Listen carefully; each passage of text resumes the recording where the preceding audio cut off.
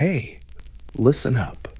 Imagine waking up one morning in 1886 on the Wild West frontier, just a totally normal day, making breakfast, and not having the slightest clue that in a few months, you're about to face the deadliest winter anyone's ever seen. The cold could freeze you solid before you even realize what's happening. So brutal, livestock would just stand frozen stiff in the snow. Oh, and if you're into these stories, I'd really love it if you hit like or subscribe. I'm genuinely curious where everyone's tuning in from. So drop a comment with your location and local time. It always blows my mind how people all over the world just sleep through this stuff. All right, get cozy, take a deep breath, and let your body sink into whatever you're lying on. We're heading back to 1886, and trust me, you'll be grateful for that warm, comfy bed and sturdy roof over your head. So congrats, you just woke up to winter 1886 in the Wild West. Your eyes slowly open to a blurry world. The air inside your little cabin is so fresh it makes your nose sting with every breath. Your bed ain't some fancy memory foam miracle. Nope, just a simple wooden frame shoved against the wall. Your body rests on a straw mattress that rustles every time you shift. Hefty blankets pile up on top. Lots of wool layers and whatever animal hides you manage to gather during the warmer months. Jumping out of bed, forget it. Nope. Morning ritual means lying there, summoning all your courage to leave your warm bed because the fire died hours ago. And inside isn't any less freezing than outside. If you're lucky enough to have glass windows instead of oiled paper, the whole pane is fogged with frost.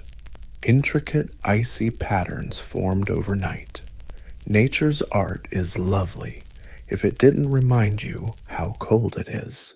In the dark, you can see your breath puffing out in front of you. You stick a hand out from under the covers and immediately regret it. The air feels like it's about to shatter. Not just cold.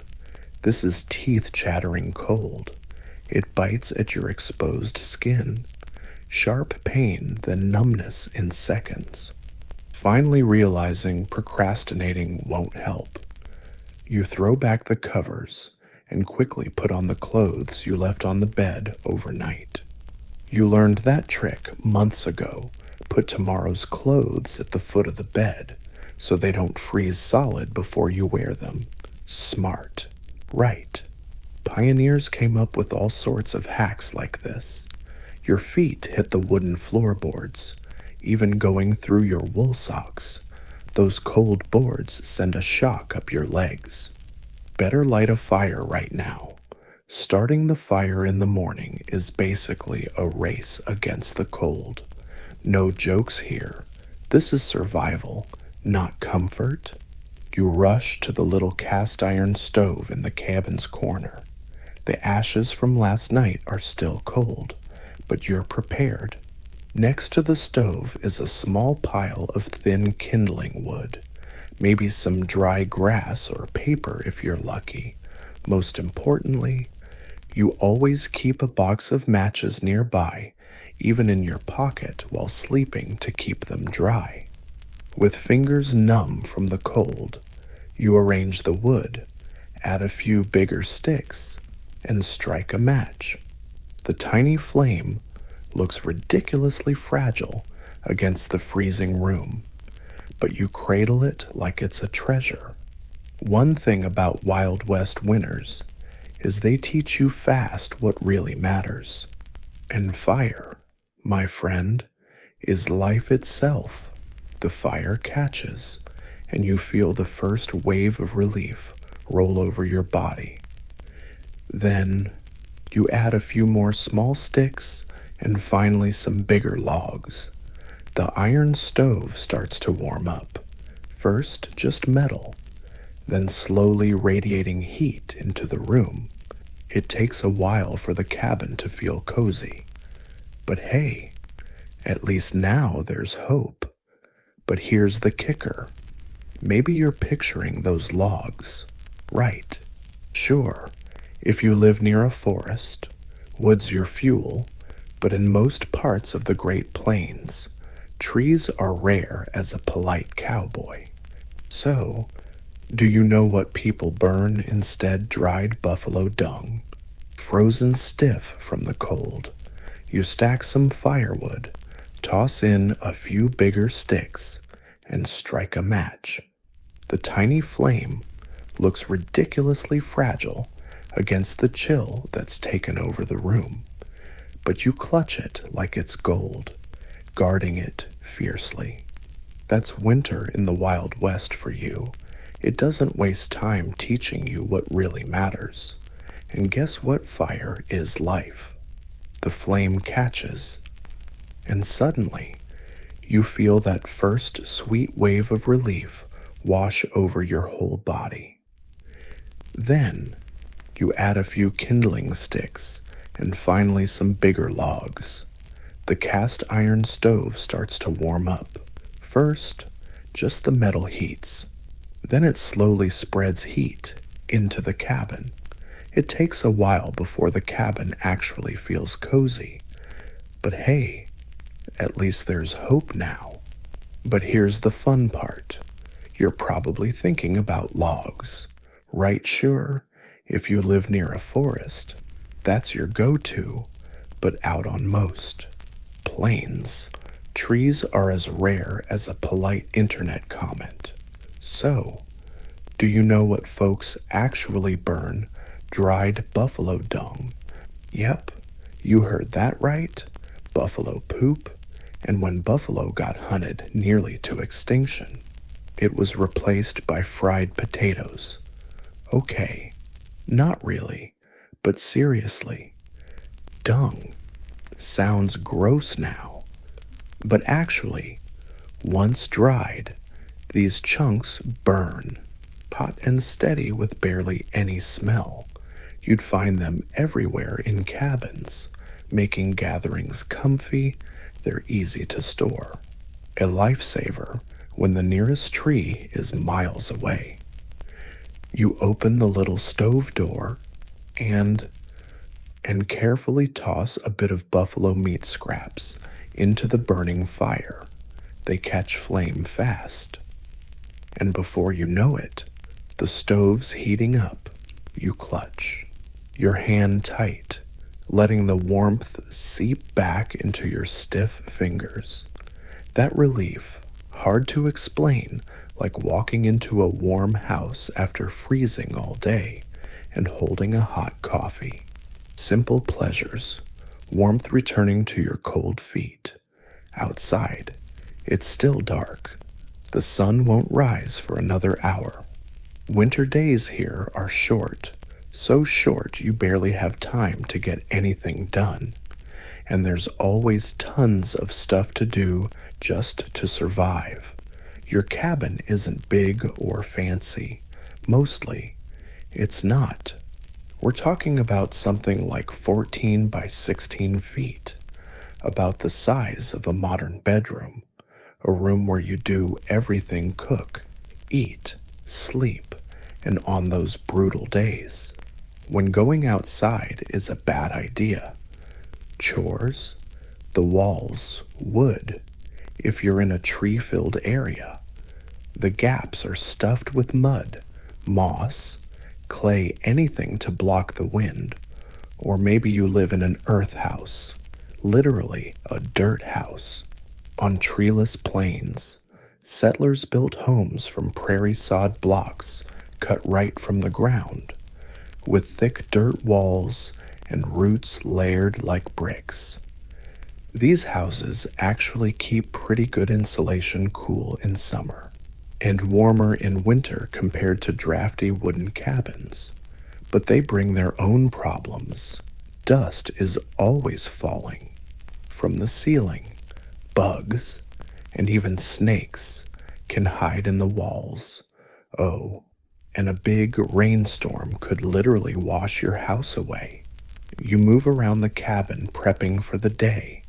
There's a small table, maybe a bench or a stool, maybe a chest where you stash some spare clothes and essentials. The windows are tiny. Glass is expensive and a pain to haul around. Every window is a precious heat leak waiting to happen. Some cabins don't even have windows, just a door and maybe a hole in the roof for smoke to escape. Speaking of smoke, when the fire really roars, the cabin fills up with a thin haze. No chimney is perfect, especially the hastily built ones in pioneer cabins. But you get used to it. A little smoke is a fair trade for not freezing to death. The stove's hot enough to cook now, so you set a cast iron pot on top. Inside is water, maybe from a nearby stream or melted snow, and some dry beans soaked overnight, if you're lucky. A bit of salted pork goes in too, and just like that, breakfast is underway. It'll take a while to cook, but no worries. You've got stuff to do. You put on extra layers before heading. Outside, staying warm isn't just about throwing on a big coat. It's all about smart layering. You start with long underwear, made of wool or fleece. They cover you from ankle to wrist, trapping a warm layer of air on your skin. Next up, a thick shirt, maybe fleece or wool. Wool is basically the miracle fabric of frontier life. It keeps you warm, even when wet, which is crucial because sweat or snow can soak through your clothes. Cotton. That's a killer in winter. Once wet, it loses all its insulation and actually sucks heat away from your body. They say, cotton kills.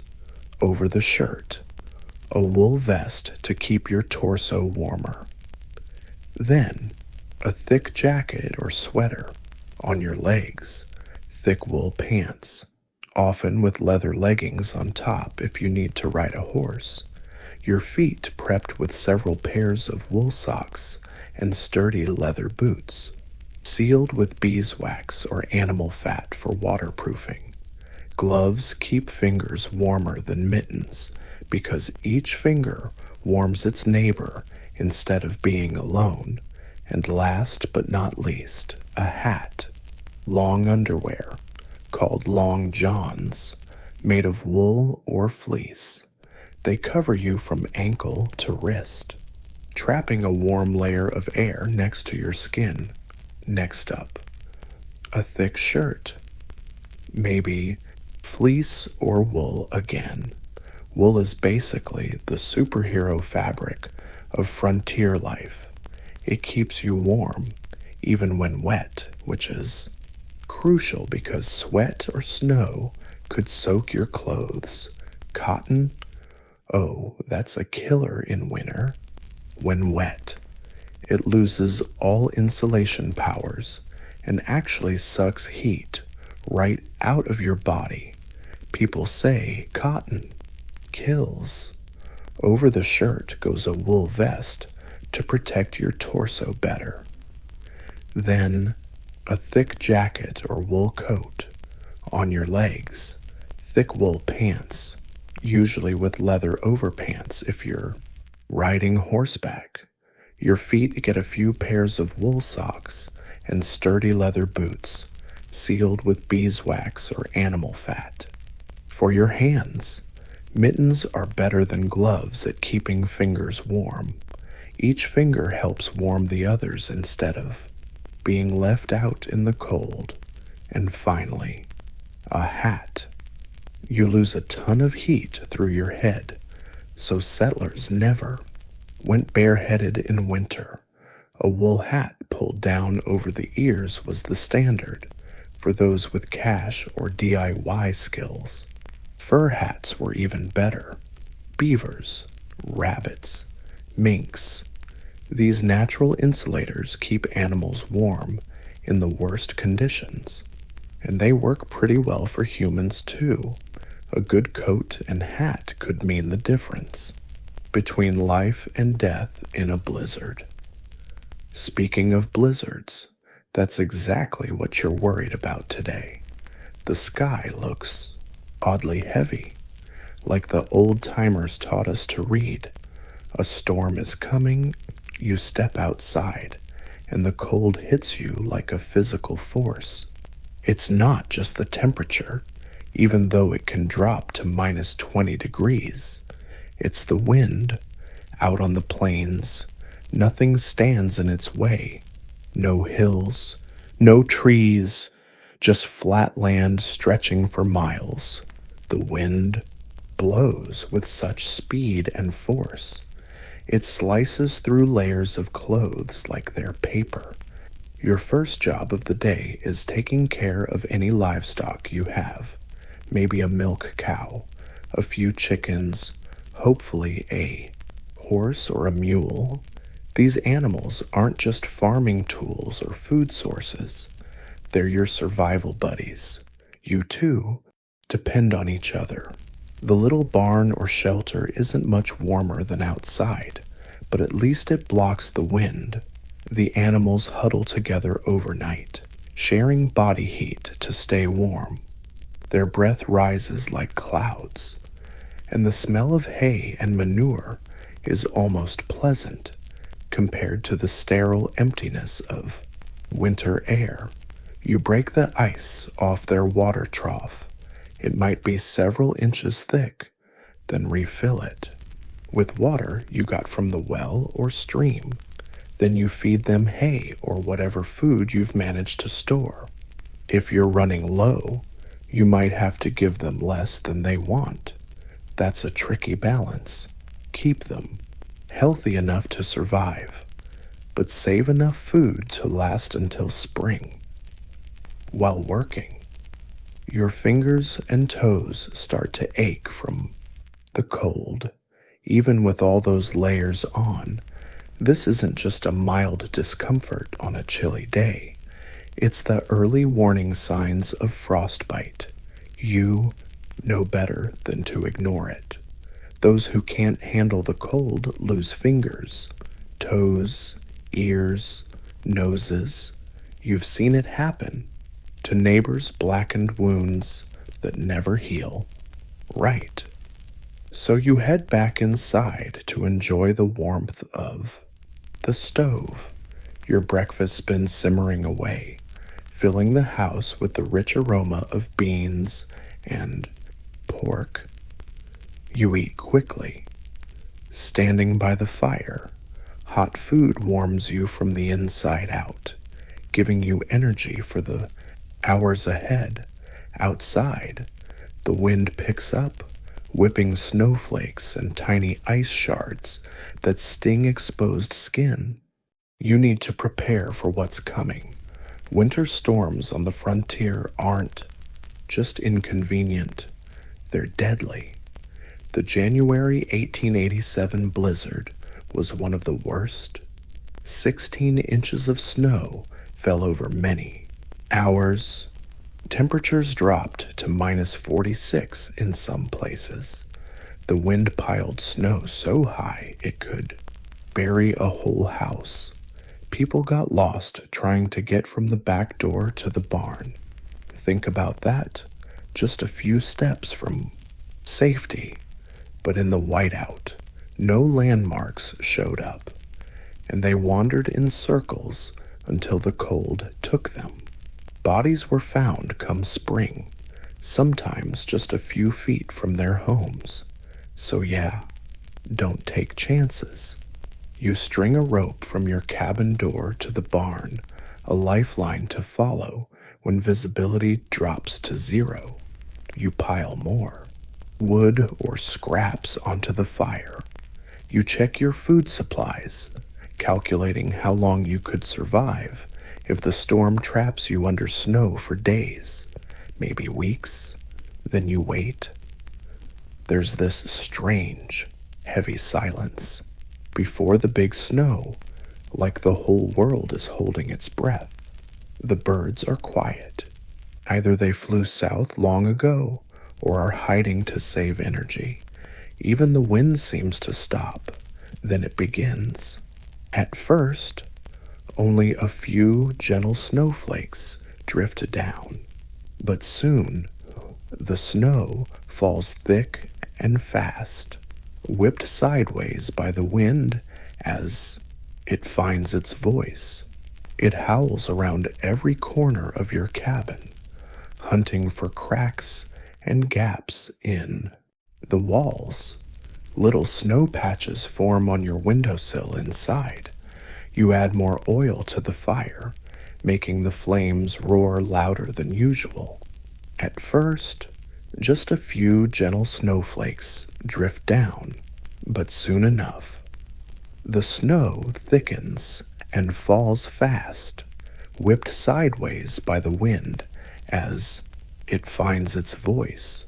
It howls around every corner of your cabin, hunting down every crack and tiny gap in the walls. Little snow patches form on the inside window ledge. You pour more oil on the fire, making the flames roar hotter than usual. Heat is life right now. Outside, temperatures drop fast as the storm gains strength. When night falls, it can hit -30 or -40 degrees, cold enough to freeze any exposed skin in minutes. Inside, you light a candle or a kerosene lamp. The flickering light creates a tiny, precious, warm circle amid the screaming darkness outside. You cook a simple dinner, loading up on beans, maybe some cornbread if you're lucky. Then, you brace yourself for a long night. Falling asleep won't be easy with the wind screaming around the cabin. Listen, it sounds alive, angry, trying to break in. You pile every blanket you own on the bed. Maybe you heat some stones in the fire, wrap them in cloth, and tuck them under the covers to make a heat pack. Old trick, but it works. Lying there, listening to the storm, you realize one thing. Out here, no one survives alone. The ones who make it are the folks who look out for each other. You think about your nearest neighbors, maybe a mile or two away. Are they ready? Got enough wood and food when the storms hits? You'll check on them if you can. That's just how it worked. Communities shared resources, knowledge, and labor building corrals, harvesting, raising houses. These were community events where everyone chipped in. That spirit got folks through the winter. If someone ran out of food or fuel, others shared what they had not out of charity, but because they knew next time it might be them needing a hand. And that's the real secret to surviving the brutal cold of the Wild West human warmth. People innovated, adapted, and endured insane hardships, but rarely alone as you nestle deeper into bed. Finding that perfect cozy spot, you can feel muscles relax despite the raging storm outside. The contrast makes your comfort even sweeter, deadly. Wild cold just inches from your cabin wall, while you're wrapped in warmth you made and keep alive. Your breath naturally slows as you picture the early settlers in wool and fur, huddled around the iron stove as blizzards rage. Outside, there's something genuinely comforting about human resilience, about carving out safe zones. In the harshest places, You shift a bit, getting comfier as the wind keeps, singing its ancient song outside your window, grateful for sturdy walls keeping nature at bay. Morning drifts in slowly after a freezing night. The blizzard has mellowed into steady, less fierce snowfall, but no less dangerous. Inside your frontier cabin, the fire flickers weakly again, the first moment stepping out. From your warm blankets still shocks the body, but this time you quickly rekindle the fire, your fingers remembering the survival dance winter on the frontier demands. Inside your cabin walls, there's rhythm with the frost as your breath freezes overnight. It glistens under, the dim light filtering through snow-covered windows, beautiful in its own chilling way, even if that beauty comes with icy teeth. As the fire spreads, you look outside. The world has changed. Where there was once yard, paths, familiar landmarks now just white. Snow has piled against your cabin's side, sometimes halfway up the wall. Your world has shrunk to a tiny space, a warm island in a vast, freezing ocean of white. Winter 1886 to 1887 wasn't just a tough season. It was the kind of winter that rewrites history, later called the Great Die-Up, a grim pun on cattle roundups, because that winter killed hundreds of thousands of cattle across the wide plains. The summer before was unusually hot and dry. Prairie fires spread across grasslands, leaving little food for grazers. Water ran low. By fall, the land was barren and animals wild and tame were scarce. We were heading into winter weakened. Nature sent warnings to anyone paying attention. Birds started flying south earlier than usual. Beavers collected more wood than normal, too. Both wild and domestic animals were heading into winter weakened. Nature has already thrown warnings to those who know how to read them. Birds start heading south earlier than usual. Beavers gather more wood than normal to stash for winter. Some livestock grow thicker, denser coats, but many new settlers, especially the big farms from the East or Europe, missed these signs. They hadn't learned the language of this land yet. When November brought the first snow earlier and heavier than usual, expectedly, the prepared folks started to sweat bullets, the unprepared well. They were in for a world of pain. When you stir things up, maybe you get lucky with oats or cornmeal, or if you're really out of luck, just plain flour and water. That's dinner. Food isn't just about keeping hunger at bay in winter. It's fuel for the tiny internal furnace keeping you alive. Survival's the name of the game. Both settlers and Native Americans knew winter demanded a different diet. People switched to loading up on fats and proteins, the nutrients that crank up your body heat and keep you going through the long, cold months. Pemmican, yeah. That charming mix of dried meat, fat, and sometimes dried berries was the ultimate survival snack. Made by native folks and adopted by fur traders and settlers alike. It packed a dense, lasting punch of nutrition to survive brutal conditions. Your winter stash might include preserved meats, salted pork, smoked venison, beef jerky, and root veggies like potatoes, turnips, and carrots, all carefully stored in root cellars, or, if desperate, buried in straw-lined boxes under the bed to keep them from freezing solid. Dried beans, corn, and flour were staples. Dried fruit brought rare sweetness and much needed vitamins. Every frontier family became a food preservation pro because it wasn't a hobby. It was survival, smoking, salting, drying. Not some quaint, artisanal pastime, but essential skills to avoid starvation when fresh food was nowhere to be found.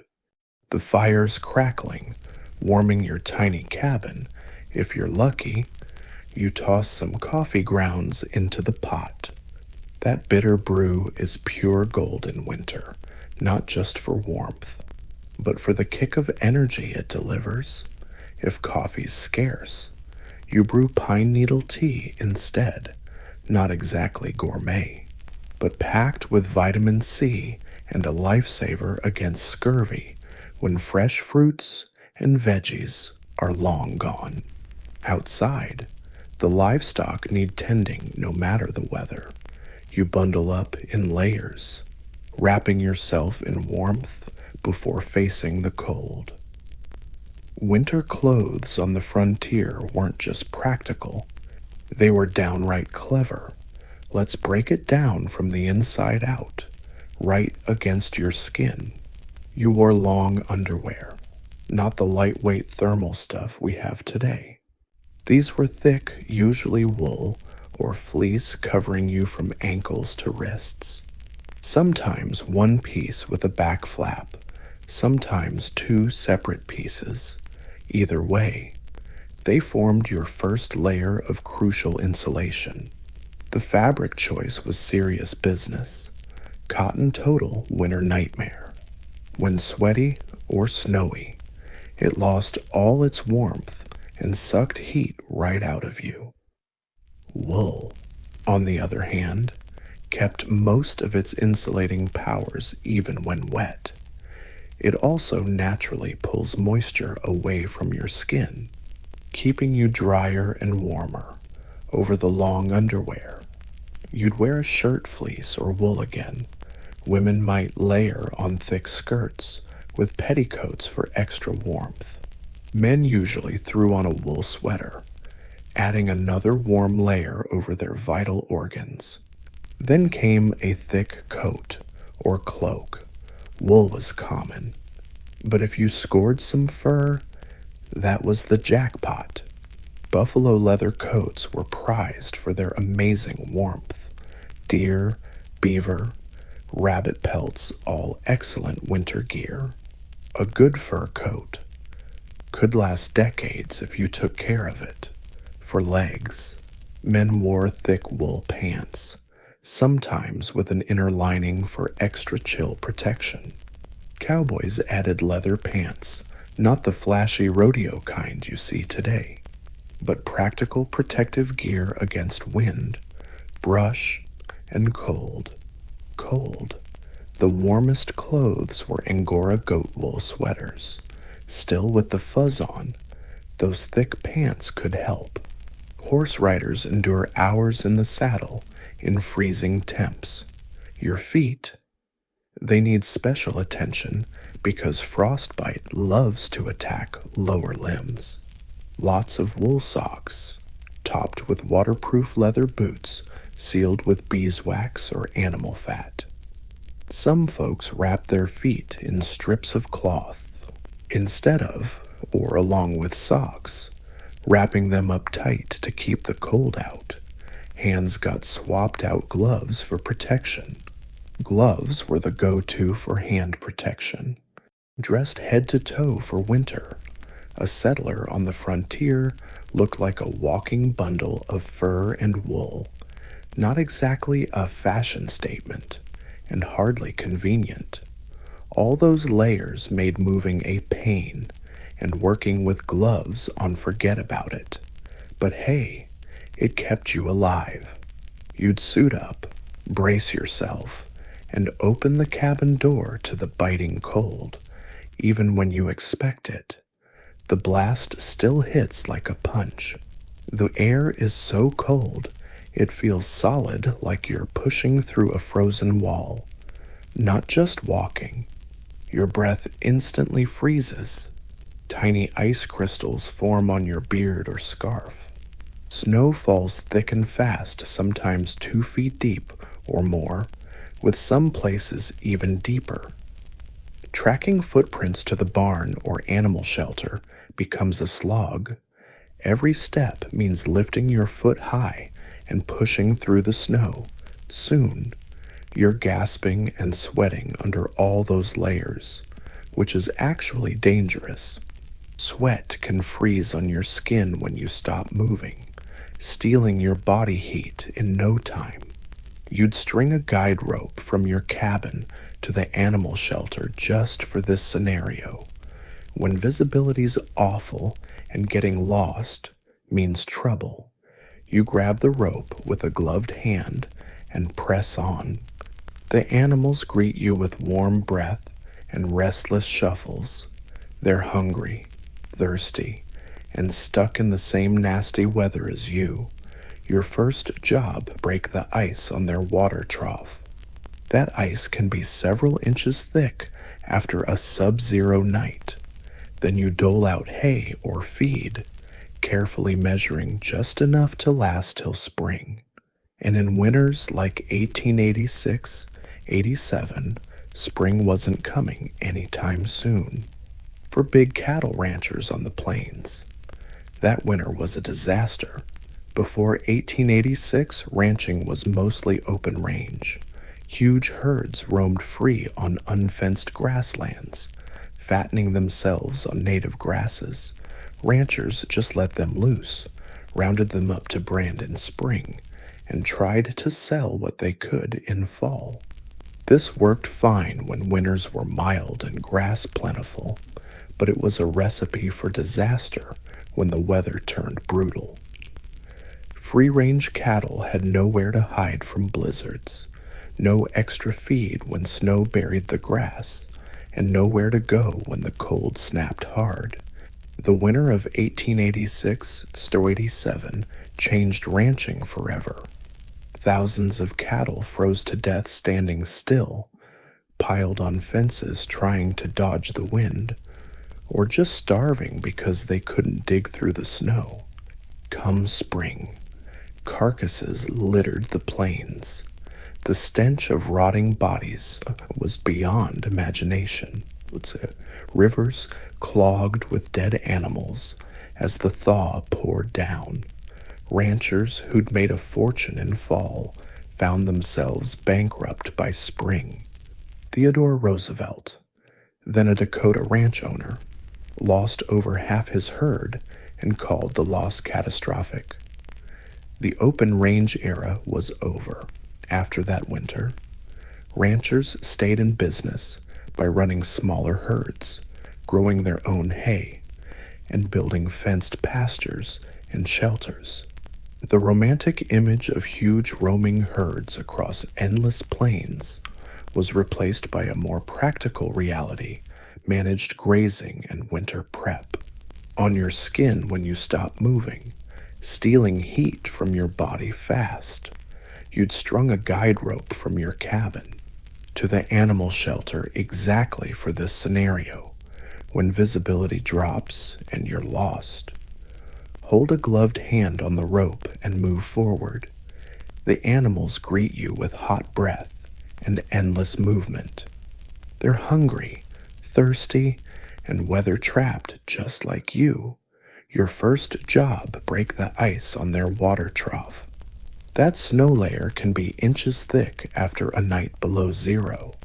Then you dole out hay or feed, carefully, measuring how much they'll need.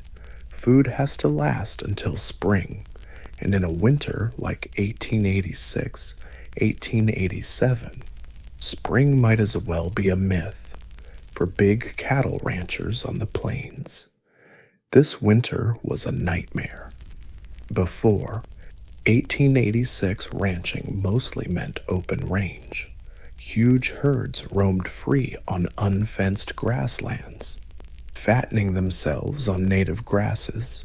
Ranchers just let them loose, rounded them up in spring for branding, and grabbed what they could sell come fall. This system worked fine when winters were mild and grass was plenty, but it set the stage for disaster when the weather turned brutal.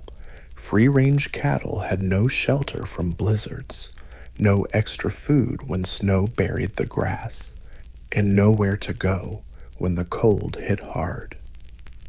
The winter of 1886-1887 changed ranching forever. Thousands of cattle froze to death, dropped dead right where they stood, piled up on fences where they tried to block the wind, or just starved because they couldn't dig through the thick snow. By spring, carcasses littered the plains. The stench as they decomposed was unimaginable. Rivers choked with dead animals, flushed downstream by melting spring waters. Ranchers who once made a fortune in the fall found themselves bankrupt by spring. At the Theodore Roosevelt, running a Dakota farm, lost over half his herd and called the damage catastrophic. The open range era was over after this winter. Ranchers kept going by raising smaller herds, growing their own hay for winter feed, building fenced pastures and shelters. The romantic image of massive free-roaming herds on endless plains was replaced by a more realistic approach, managed grazing and winter prep. You finish checking on the animals and head back to your cabin, following the guide rope. Manual labor warms you up but wears you out. Winter is exhausting. Every task needs more energy, more planning, and more care. Back inside, you strip off your outer layers, hang them near the fire to dry, but not too close. Any moisture from snow or sweat has to evaporate before you suit up again. Midwinter days are short and tiring. The stove to dry, but not too close. Any moisture from snow or sweat has to evaporate before you put them back on. Midwinter days slip by in a cycle of must-do chores, keeping the fire alive. Melting snow for water if your well or stream is frozen, or off limits, maybe fixing up the house or crafting stuff, repairing belts, making candles, knitting warm socks, prepping food, checking on animals, and always watching the sky, the wind, any subtle signs telling you what weather's coming next. Winter seriously reshapes daily routines. People schedule outdoor work for the warmest hours, usually 10 a.m. to 2 p.m. Heavy labor is cut back too. Save energy when food might be scarce. Travel is limited unless it's an emergency. But winter also creates a different kind of community. Stuck in cabins or farms, settlers couldn't gather often, but they grew more dependent on each other. If someone ran out of food or fuel, neighbors shared whatever they had. After a storm, folks checked on each other, sometimes digging through snow piles to find buried cabins. For many Native American tribes, winter was traditionally a time for community gatherings, storytelling, and passing down cultural knowledge. Extended families camped together, shared resources and protection.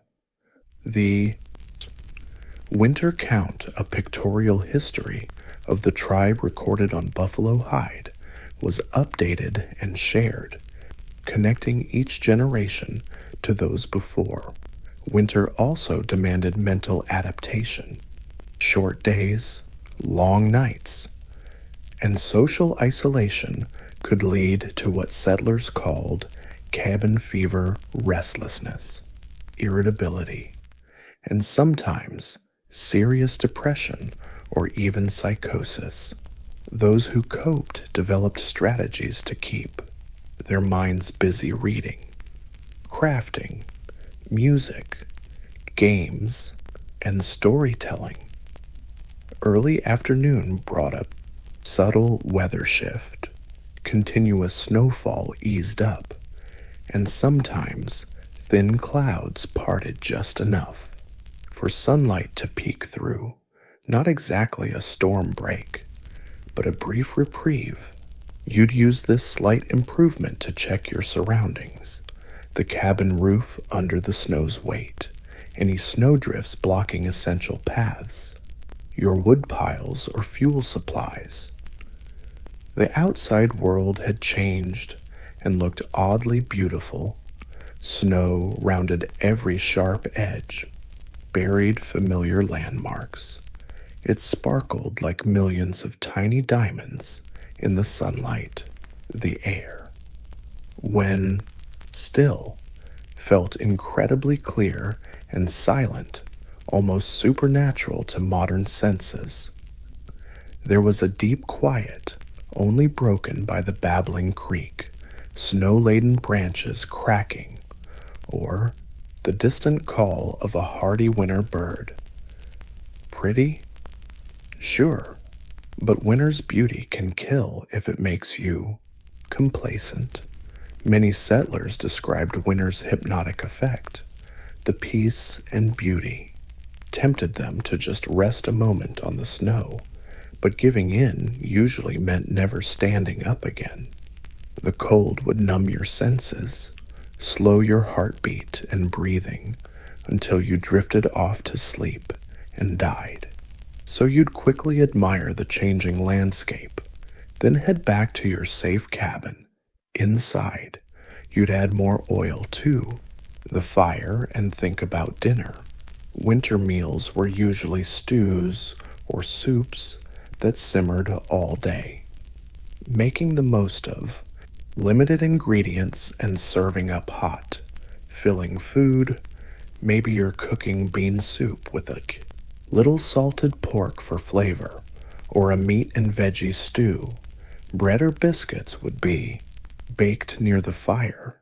If you had lard or rendered animal fat to spread on bread, that was calorie-rich fuel for your internal furnace. The short winter day edged towards dusk. You lit a candle or an oil lamp, the small flame creating a precious circle of golden light. A small piece of salted pork to jazz up the flavor, or a stew of meat and veggies. Bread or biscuits get toasted by the fire. If you have rendered lard or animal fat to spread on bread, that's your calorie-packed fuel for the internal furnace. The short winter day is slipping toward dusk. You light a candle or an oil lamp, a tiny flame casting a precious golden glow in the darkness outside. Artificial light is rare and valuable on the frontier. Candles were usually homemade, from animal fat or beeswax. Lamp oil could be whale oil, kerosene, or animal fat. These lamps were used sparingly, only when needed for tasks that firelight couldn't handle. As night falls, use it sparingly, only when you absolutely need light that fire can't provide. When night falls, you gather fire in the kitchen, stacking half-burned coals and wood, then cover it with ashes too, so they smolder all night without you babysitting them non-stop. This is a skill that takes practice to nail, but it's the difference between waking up in a chilly cabin and freezing your toes off because the fire went out. You prep for bed carefully, paying close attention to your body temperature. Sometimes you'll heat stones in the fire, then wrap them in cloth to tuck under the blankets. Some settlers even fill hot water bottles for the same cozy effect. The bed gets arranged strategically. You layer blankets so the weight spreads out evenly.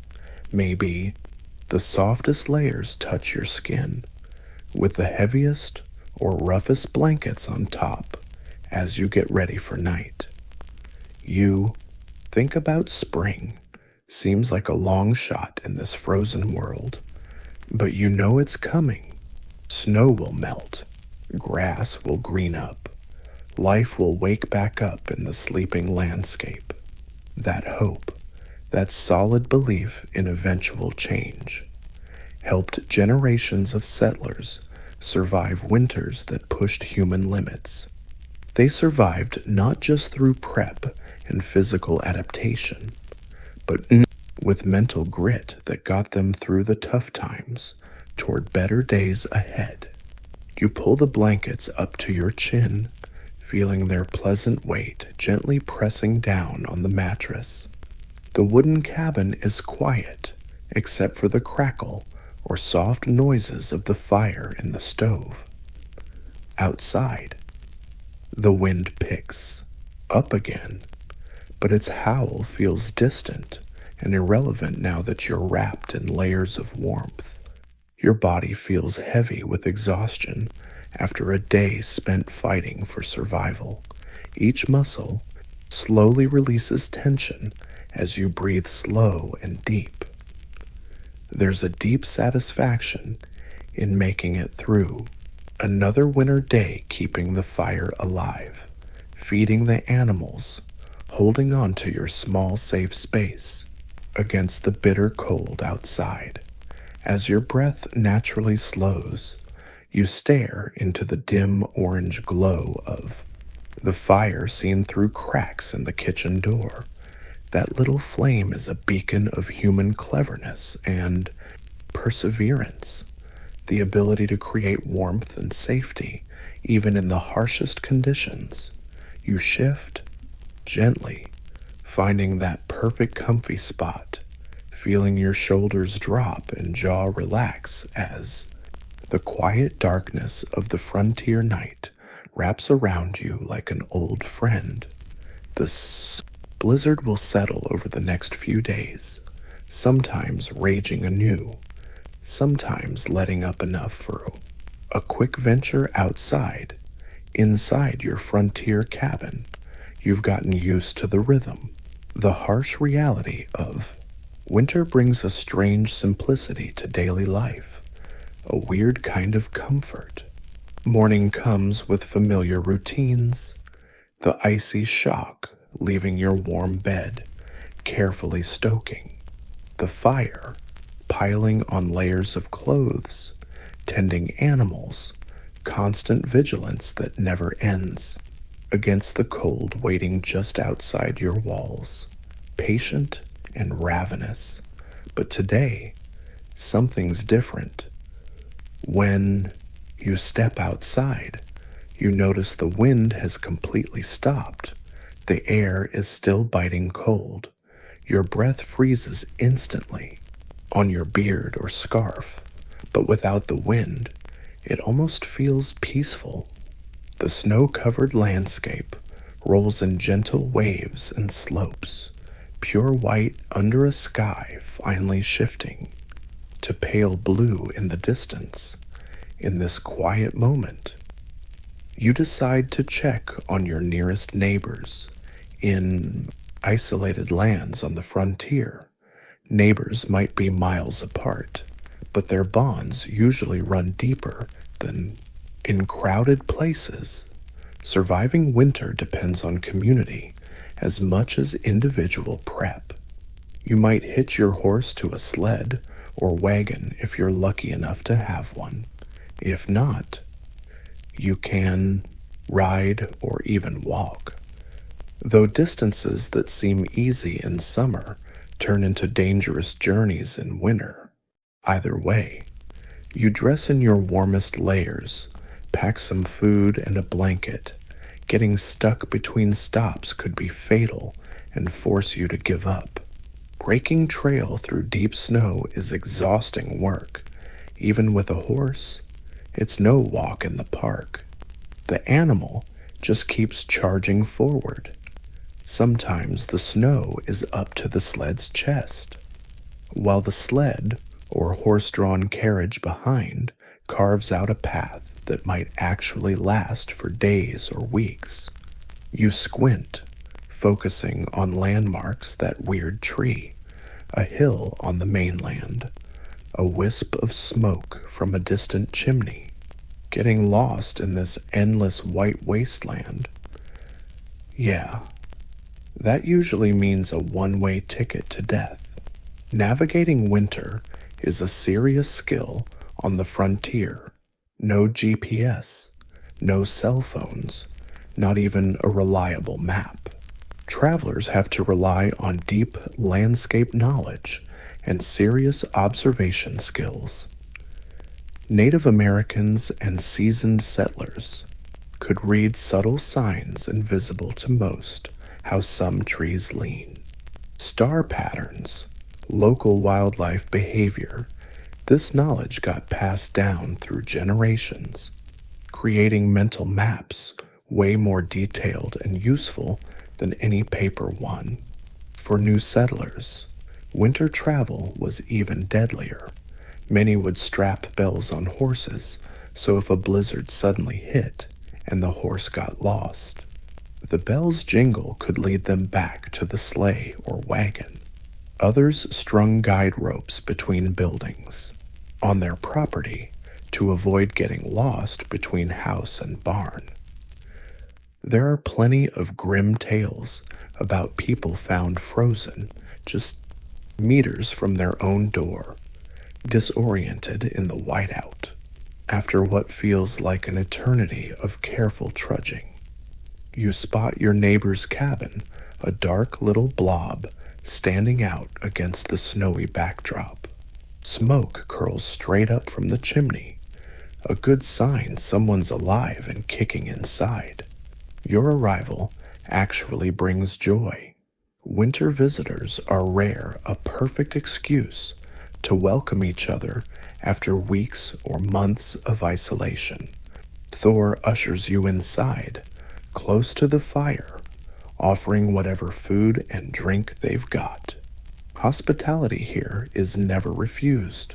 Saying no could literally mean death in this harsh environment. The chat quickly turns to survival, the usual winter topic. How are food stores holding up? Is there enough feed for the livestock? Anyone sick?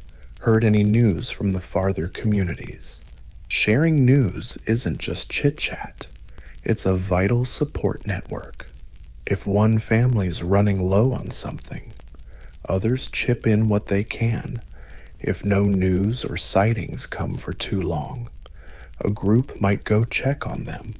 Knowledge about weather patterns, wild food sources, herbal medical remedies, and better ways to insulate or heat homes gets passed around because it benefits everyone. Winters as brutal as 1886, 1887 really put these community bonds to the test. When supplies ran dry and living conditions got worse, sharing meant dividing scarcity, not abundance. Still, lots of records from back then talk about extraordinary generosity.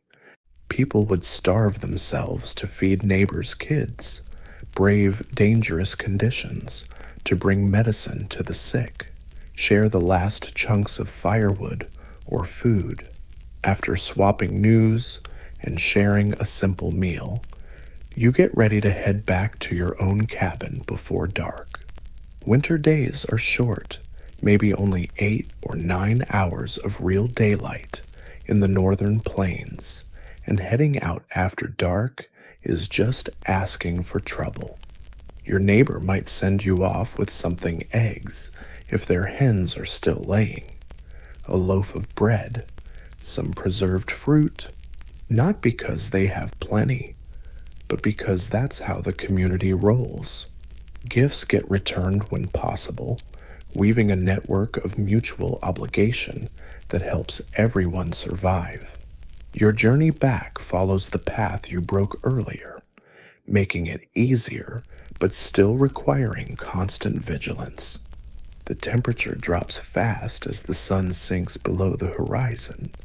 Daytime chills hurt, sure, but now they turn downright dangerous. You stare at your cabin, watching the thin smoke from the fire you carefully built this morning. You glance toward your cabin, watching the thin smoke curl up from the carefully tended morning fire. It seems miles away, even though it's really just a mile or two. Distances play tricks on you. In winter stretched and warped by the effort it takes to get there and the occasional miscalculation. The sky shifts colors as you finally make it home. Pale blue fades into indigo, with the western horizon splashed in dramatic streaks of orange and pink. Winter sunsets over the plains can be downright stunning. The air is crisp and fresh, makes the colors pop way more than summer's vague warm glow. But you're not sticking around to admire it. Beauty comes second to warmth and safety. Now, inside your cabin, the fire's barely hanging on, but hasn't died out yet. You carefully add some coals, pile on kindling, then toss in bigger logs or wood chips to get the blaze going again. The simple act of lighting a fire, something humans have been doing for tens of thousands of years, feels almost sacred in winter. It's not just comfort, it's survival. When feeling creeps back into your frozen, numb fingers and toes, that painful, itchy, burning tingle the old folks called mimis la het, you start thinking about all the clever ways people survived winter on the frontier. Native tribes built up centuries of knowledge on winter survival, adapting perfectly to their local environments. Plains tribes like the Lakota, Cheyenne, and Black feet used teepees that were just right for harsh winters, even though they were made from buffalo hides instead of solid walls we usually picture for winter protection. A properly pitched teepee stayed surprisingly warm. The cone shape and central fire created great ventilation, pulling smoke up and out while keeping heat loss low. The outer shell could be raised or lowered depending on weather, and the inner lining made an insulating air pocket that blocked wind in the coldest weather. The bottom edges got covered with snow for extra insulation. The tent could also be taken down and moved quickly if migrating herds or weather forced a change of address. Plains tribes even tailored their entire lifestyle around the seasons. Many followed the buffalo herds in summer and early fall, then hunkered down for winter in protected river valleys, where wood was plentiful and the worst winds blocked. Their winter camps were community affairs, with several families and groups camping together for mutual support and protection. European settlers' winter survival strategies partly depended on where they came from. Scandinavians, used to brutal winters, brought techniques like double wall construction, where two wooden walls were separated by insulation. German settlers introduced cast iron stoves that were way more efficient than open fireplaces heating evenly while burning less fuel. Folks from milder climates had a rougher time learning the ropes. There are plenty of sad stories of families from England, Italy, or the American South who weren't ready for the brutal plains winters. Some died. Others survived only thanks to experienced neighbors who taught them the skills. One of the most notable winter homes was the sod house, literally a home dug into a hillside or the earth. With a sod roof, reinforced by recycled wood. These houses might look rough around the edges, but were surprisingly good at keeping a steady temperature. Thick earthen walls kept heat in during winter and coolness during summer. Many families lived in these dugouts while gathering materials to build more conventional houses. But some stayed put for years because of the practical benefits. Sod houses, made from prairie turf blocks stacked like bricks, offered similar perks. Thick earth and roots walls provided excellent insulation. They stayed cool in summer and could keep warm in winter if you had a good stove. The main downside, they leaked when it rained hard and dirt constantly tracked inside. Still, where wood was scarce or expensive, sod houses were often the most sensible choice. Now night has fallen completely. Your cabin's pitch dark except for the firelight and maybe a candle or lamp. You prepare a simple dinner, probably the last stew of the day.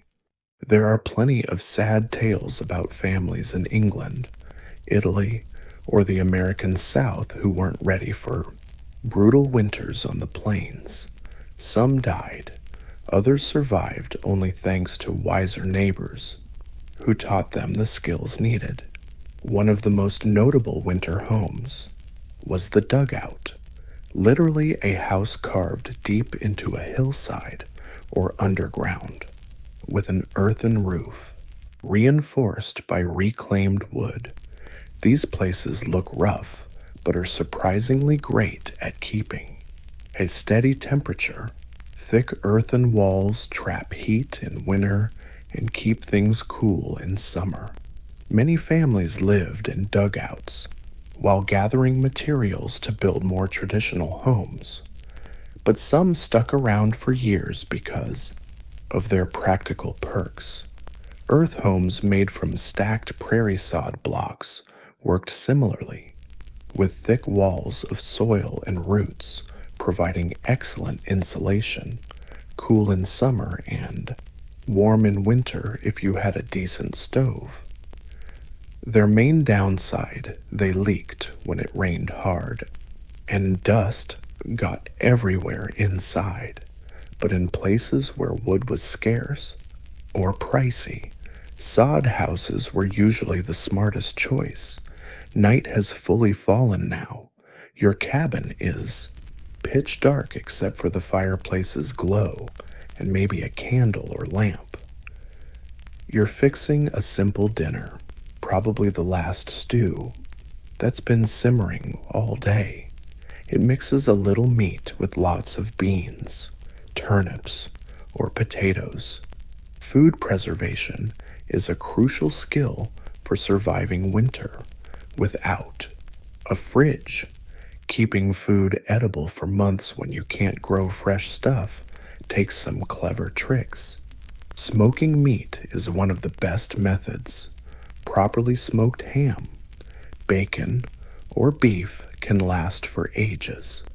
The smoking process: you salt the meat to suck out moisture, then hang it in a smokehouse to soak up preservative chemicals from slowly burning hardwood. The result meat that not only lasts, but actually tastes pretty darn good. Salting was another popular trick, especially for meat and fish. You either packed the meat in salt or soaked it in a super salty brine. Salt pulls out moisture and creates a no-go zone for bacteria. Properly salted meat could survive the whole winter, though you'd want to soak it well before cooking to make it edible. Veggies like potatoes, carrots, turnips, and onions, they hung out in root cellars, cool rooms, or underground pits where the earth kept temps steady, no freezing, no rotting. A well-built root cellar could stay just above freezing, even when the world outside was a frozen wasteland. fruits. They got the sun-dry treatment during summer, then got turned into pies, sauces, or just eaten straight up in winter.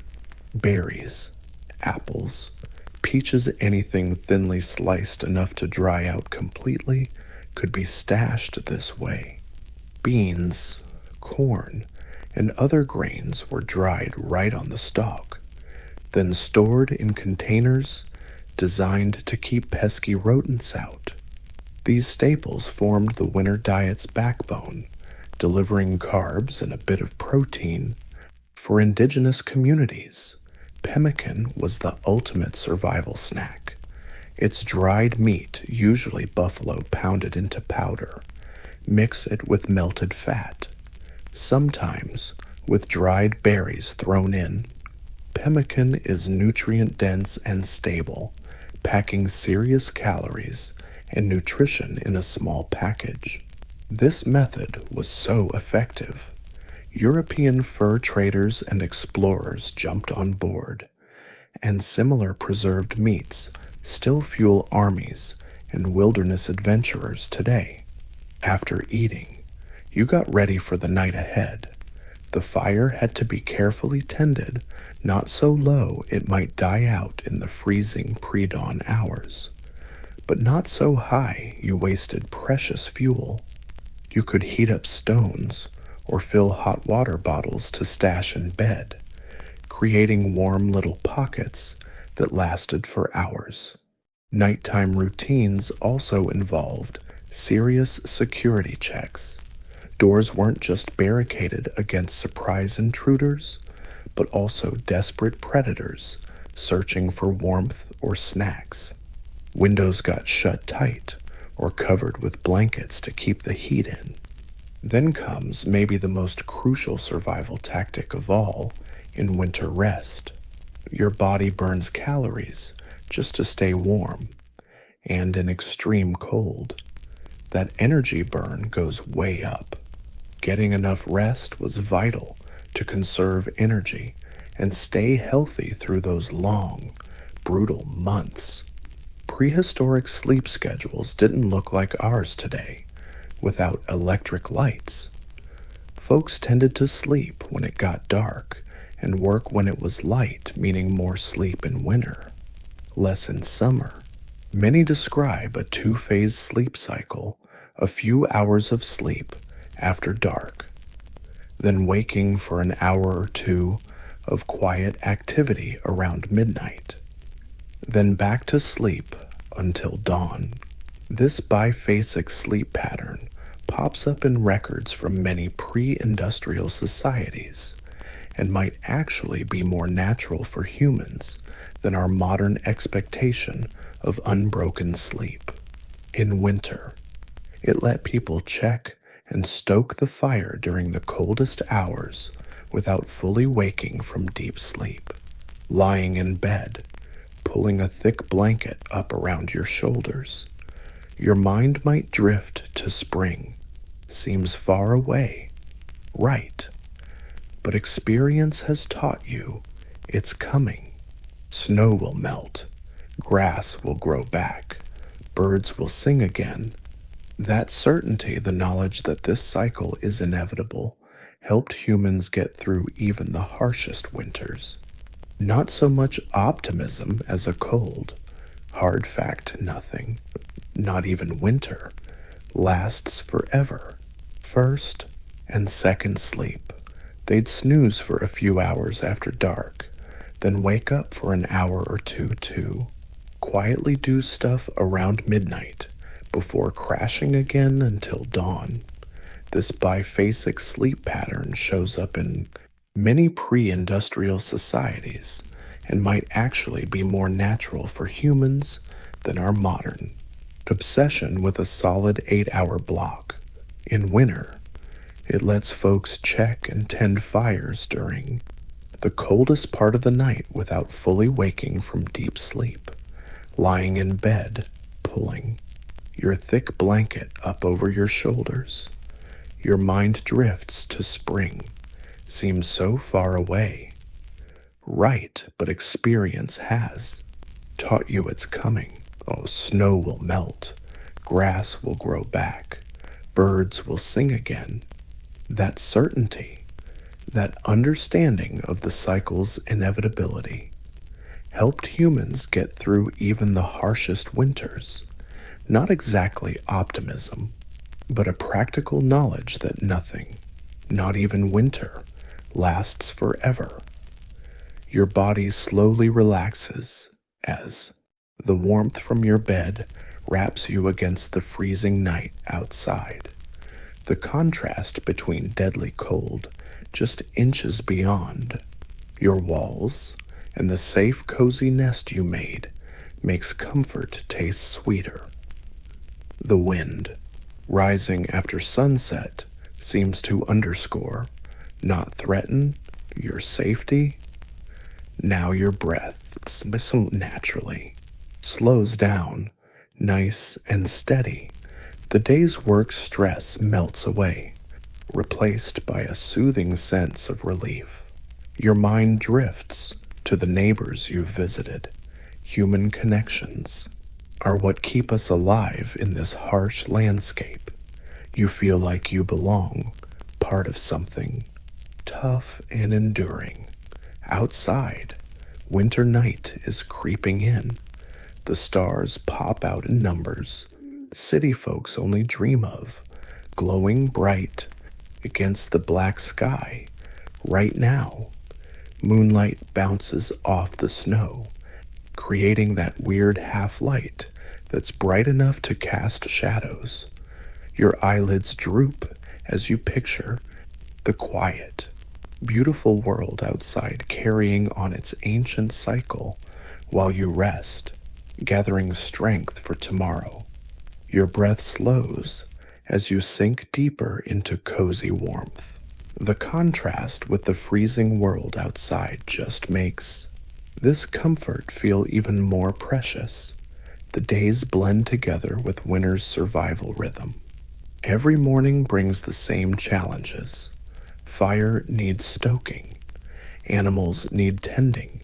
Water must be melted. From snow or ice, the endless battle against cold never truly disappears.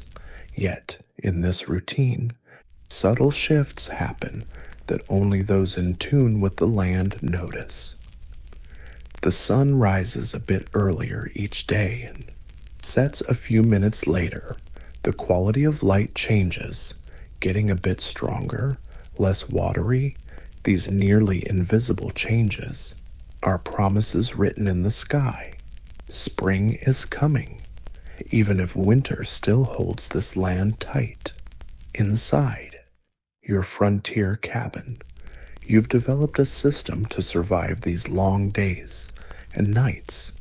Every task is organized around saving heat and energy while keeping life's essentials going. The fire in the stove or hearth is the heart of this system, never allowed to die out completely. It's carefully managed to give maximum heat with some minimum fuel. Near the stove, you've made a spot to dry clothes, gloves, socks. Boots go where they can lose moisture without catching fire. Wet clothes in winter aren't just uncomfortable, they can kill by stealing your precious body heat. Far from the stove, in the coldest corners, you store food that needs freezing. Maybe meat or milk frozen into a rough kind of ice cream. The cabin itself might be pretty, small by modern standards, say 14 by 16 feet for a typical one-room setup. In this tight space, everything has its place and purpose. The bed doubles as a seat by day. The table folds up against the wall when not in use. Shelves and hooks squeeze storage upward. This morning, while doing your usual chores, you noticed something odd. Outside, snow's formed a thin crust on the surface, still soft enough to break through underfoot, but definitely changed from the fluffy softness of previous days. For the experienced, it's another tiny sign of this changing season. Daytime temps warm enough to melt the top layer a bit, then it freezes again. At night, reading weather is a survival skill on the frontier, especially in winter when conditions can turn deadly in just a few hours. Before modern forecasts, people relied on careful observation of natural signs combined with knowledge passed down through family and community generations.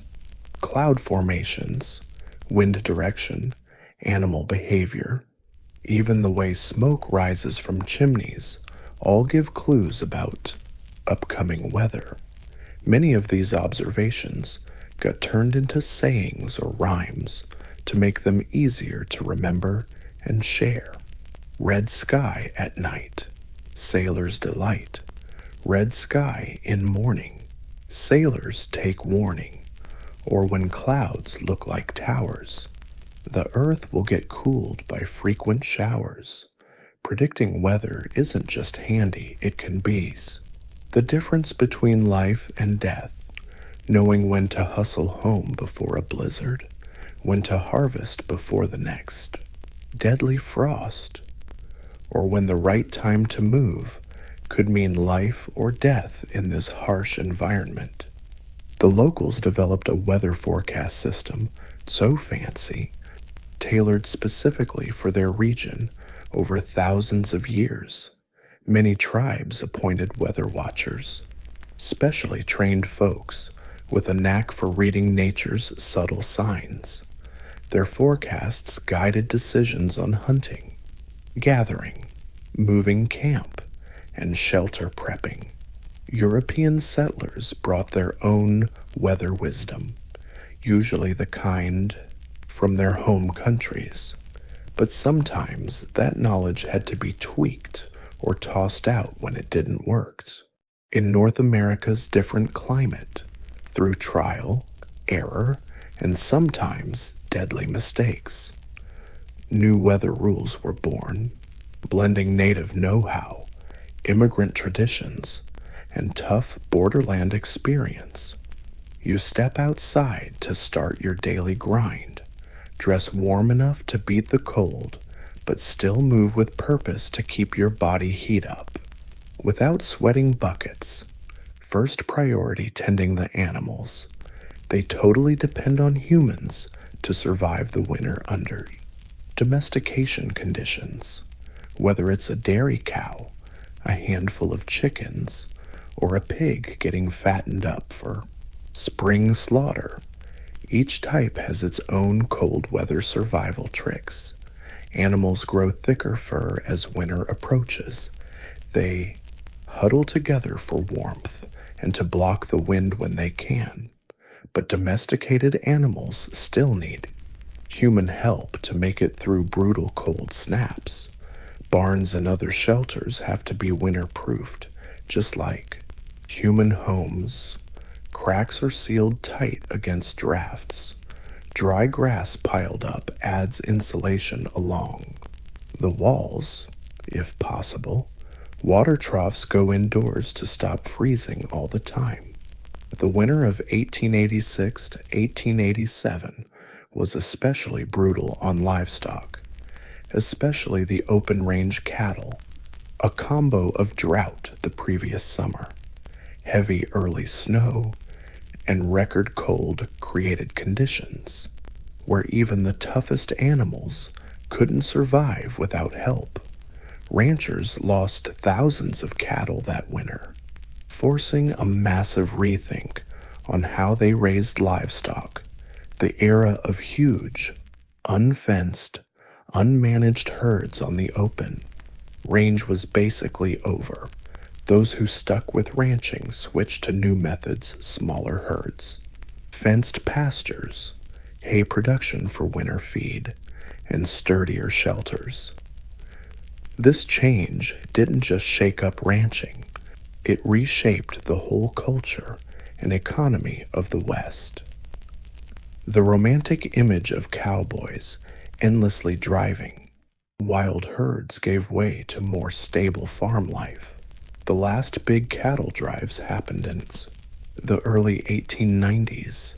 By 1900, railroads expanded enough that cattle drives weren't needed anymore, and fenced land stopped trains from running through many areas.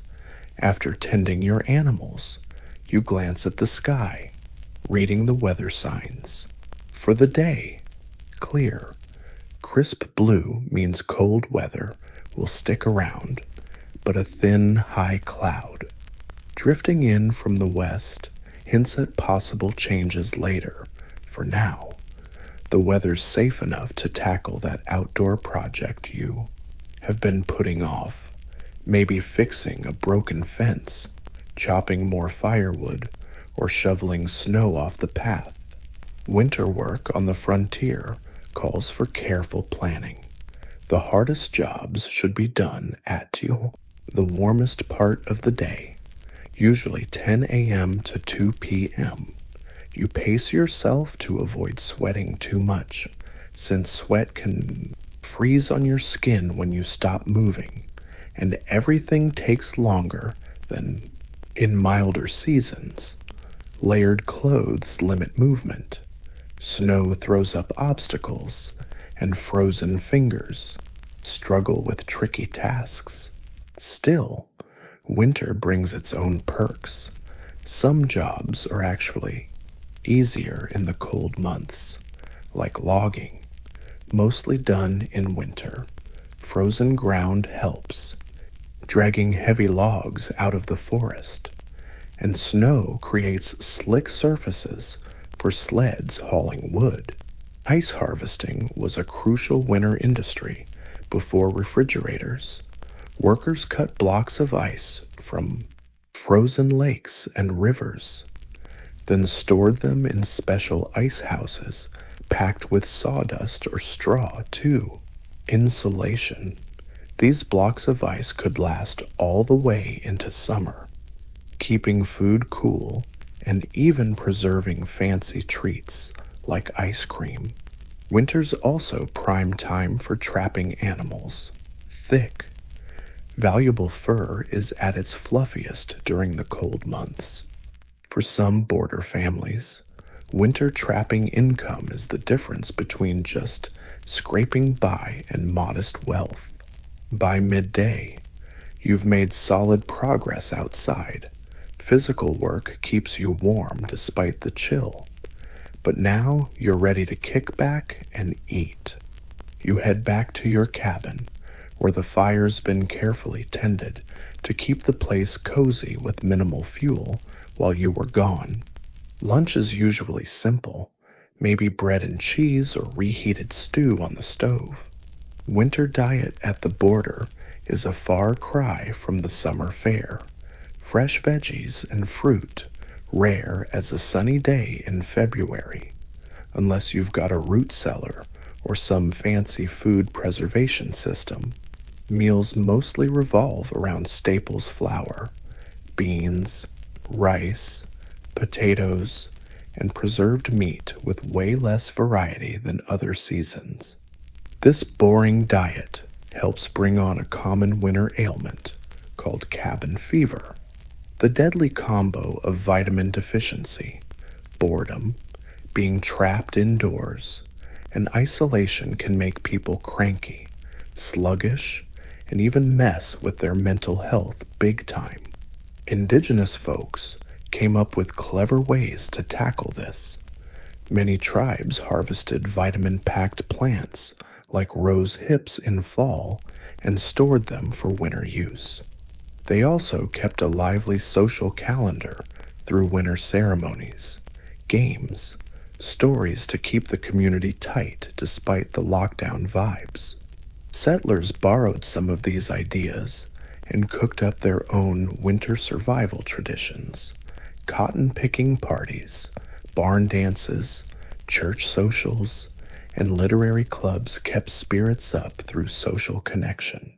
Families created evening rituals, reading aloud, playing music, or games to beat the boredom. Education was a big deal in winter when kids couldn't help with the heavy outdoor farm work. Border schools mainly ran in winter, closing during planting and harvest when young hands were needed in the fields.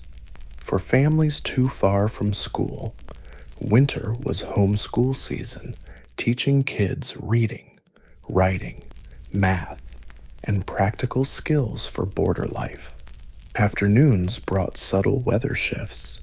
Those high clouds you spotted earlier thickened and lowered, creating a gray ceiling that dimmed the already weak winter sun. The wind shifted, blowing warmer air from the south, but with a damp chill that made your skin feel clammy. Classic signs that weather might change, though no spring storms or another winter blizzard just yet. You use the remaining daylight to prep for whatever's coming. Plenty of firewood stacked near the cabin, just in case another storm makes heading out a no-go. Water containers filled to the brim, food prepared so it can be eaten cold if needed. These precautions might seem overkill in today's world of reliable utilities and weather forecasts. But out here on the frontier, being ready is just normal life. Since it gets dark earlier than down south, you light lamps or candles and settle in for the night. Artificial light is pure gold on the frontier. Candles were usually handmade from animal fat or beeswax if you were lucky. Oil lamps burned whale oil, kerosene, or other fuels that were pricey or hard to find. So many border families simply synced their schedules with natural light up at sunrise, asleep at dark, using precious artificial light only when absolutely necessary. Early darkness stretched the evenings, especially in winter. How you filled those extra hours depended on your family's resources, education, and traditions. Predicts the weather. But on the frontier, being ready like this is just business as usual, since it gets dark earlier than in southern latitudes. You light lamps or candles and settle in for the evening. Artificial light is precious on the frontier. Candles were often handmade from animal fat or beeswax if you were lucky. Oil lamps burned whale oil, kerosene, or other fuels that were expensive or hard to come by. As a result, many frontier families just adjusted their schedules to natural light, waking with the sunrise. This wasn't just a hobby. They made essential stuff for their families or to trade with neighbors. A skilled craftsman could whip up furniture, tools, clothes, or decorations during those long, mandatory winter indoor months. Music was also a popular evening pastime. Even humble frontier homes might have a fiddle, a harmonica, or a flute. Singing didn't need instruments, and anyone could join in. Folk songs, hymns, and ballads passed down generations, preserving culture and entertaining folks way before recorded music was even a thing. Storytelling peaked on winter nights. Families swapped tales about their ancestors, recounted historical events, or just made up stories to keep boredom at bay. These oral traditions had many jobs: entertain, educate, share culture, and strengthen family bonds. For indigenous communities, winter traditionally meant some sacred stories. Many tribes had rules that certain tales could only be told when snow blanketed the ground, creating a seasonal rhythm to their oral literature, matching nature's cycles. Your evening might include any of these activities, depending on what you had going on and what you owned, maybe you'd read by lamplight for an hour, patch worn-out work clothes, or just sit by the fire, planning tomorrow's work or reminiscing about winters past.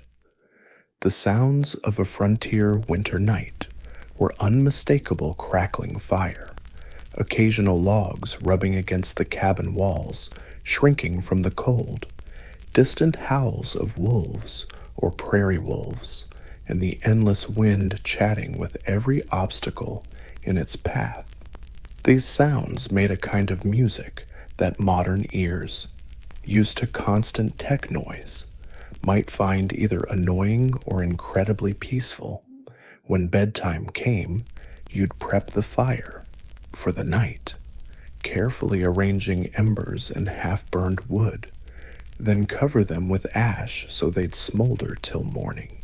This skill, honed through practice and sometimes bitter experience, made the difference between waking up in a chilly cabin or a frozen one because the fire went out completely. Your bed was calling you now, a simple wooden frame with a straw mattress, nothing like our fancy modern pillows, but warm enough after a hard day's work. Blankets were kept near the fire and carefully layered, maybe wool closest to your skin, then leather or thicker covers on top. You could stick hot stones wrapped in cloth at the foot of the bed or fill a bottle with hot water to do the same trick. These things would radiate heat for hours, chasing away the deadly cold in bed and helping you sleep instead of shivering through the first hour. Sleep came differently on the frontier, without electric lights, TV, or internet to mess with your natural rhythm. People usually fell asleep faster after dark and woke up more naturally with the sunrise. Winter brought longer sleep times, balancing out the short, busy summer days, going with the natural seasonal rhythm instead of fighting it might have helped overall health. Despite the physical hardships of frontier life, winter dreams might be different too, influenced by the extreme quiet outside, total darkness broken only by firelight, and deadly cold just beyond the cabin walls. Some diaries and letters from frontier folk describe especially vivid dreams during isolated winters, as if the mind needed to take its own journey while the body was stuck inside. As you snuggle deeper into bed, pulling thick blankets up to your chin, you realize the contrast between your cozy cocoon and the freezing world outside. There's something profound in that setup, the fragility of human life against winter's indifference, but also a remarkable cleverness that lets you create comfort in such harsh conditions. Your body feels pleasantly heavy. Every muscle lets go of the day's tension as you breathe slow and deep. The stresses of survival, constant alertness, hard labor, and careful planning all melt away in a few moments. This is your rest time. Tomorrow's got its own set of headaches, but right now, just this peaceful little bubble outside. The night's getting darker. Maybe the snow's starting up again. Soft little flakes piling up quietly without the drama of a full-on blizzard. Or maybe the sky's crystal clear, showing off a starry spectacle that city folks today can barely imagine. The cold light bouncing off the snow, making midnight way brighter than any modern afternoon. Your breath slows down naturally as you sink deeper into comfort.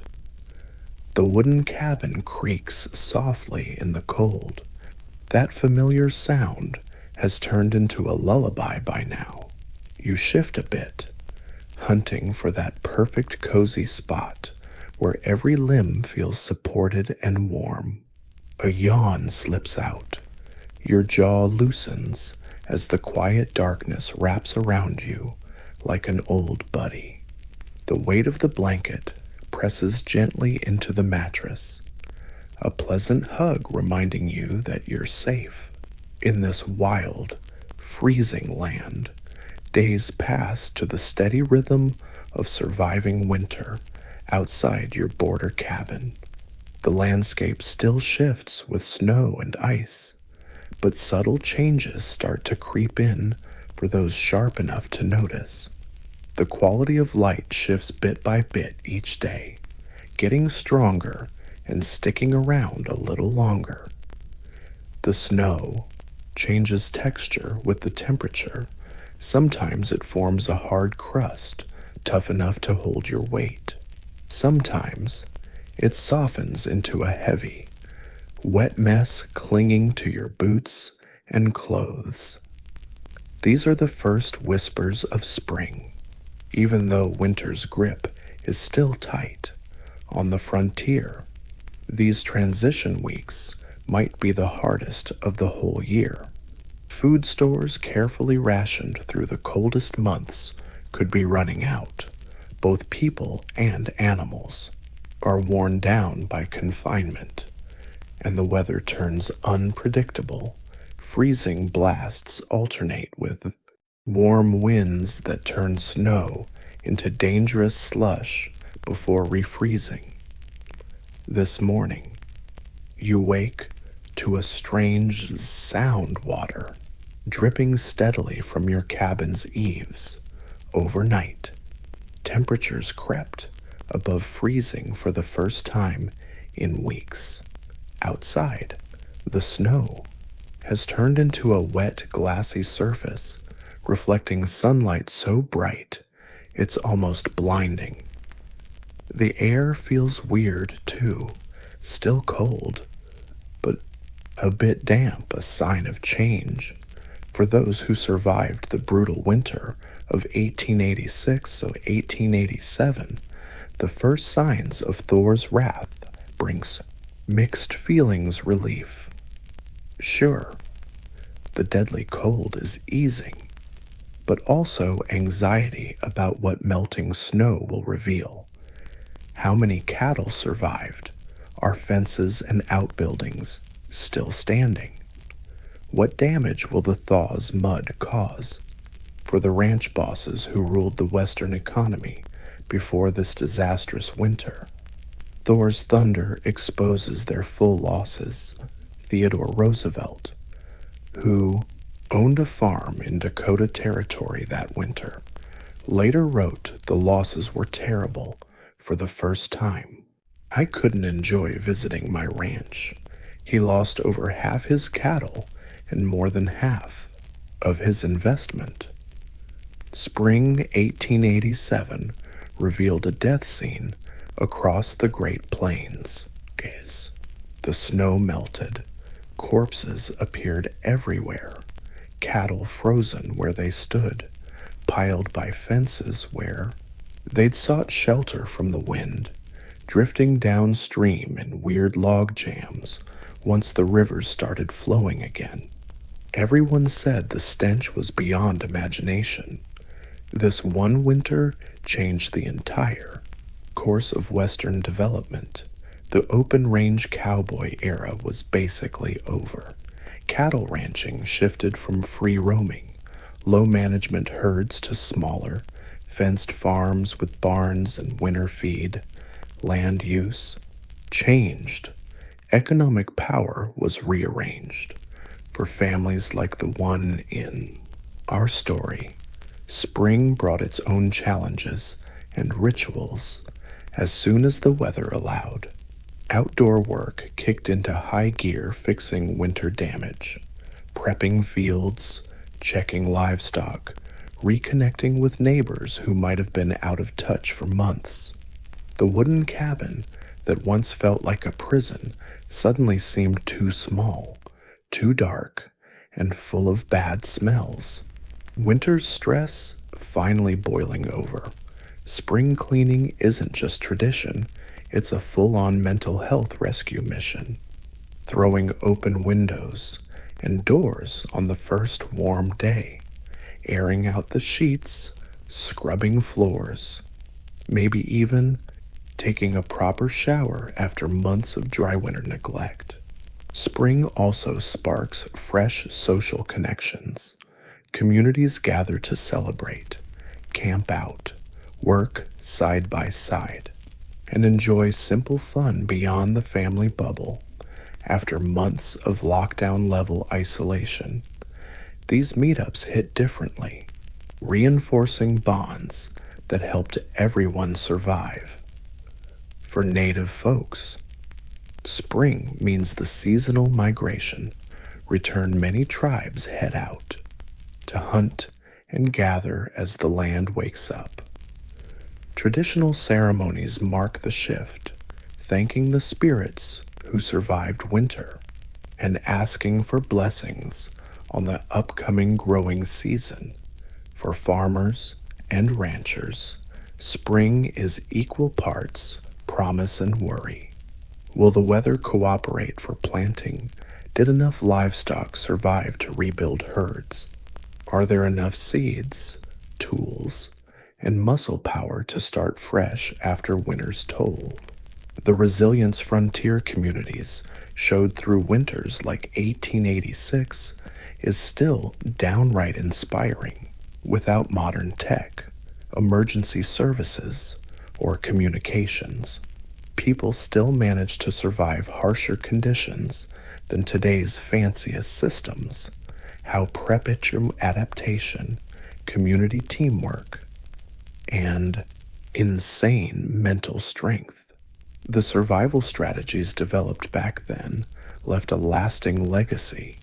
Many of our modern winter hacks, from layering clothes to home insulation tricks, actually trace back to native and frontier settlers who learned mostly by trial and error what really works in the cold.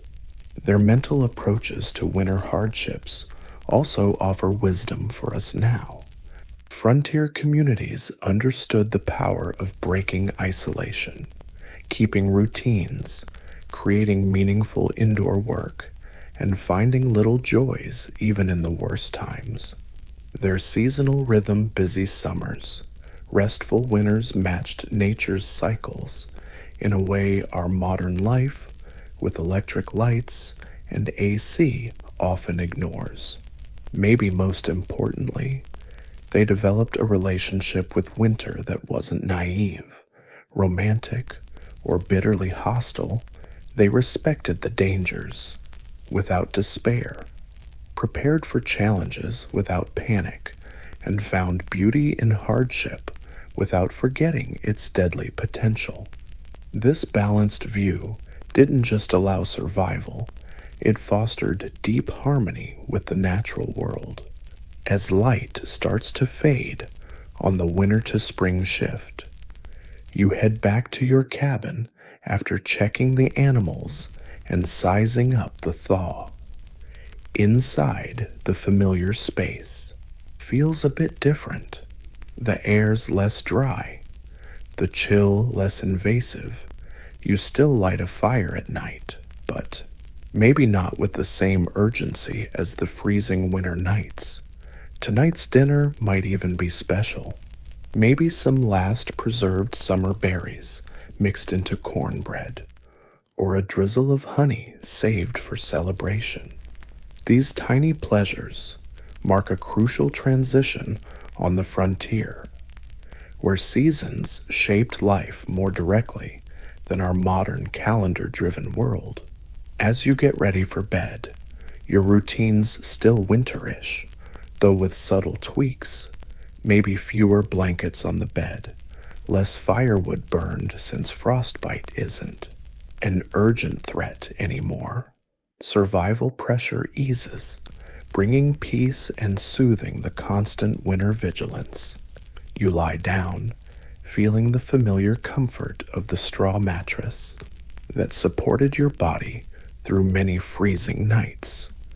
The blankets still provide a nice weight, though not as heavy as during January's brutal cold. Outside, the night birds have returned, their occasional calls marking another sign of the changing season in this quiet moment between awake and asleep.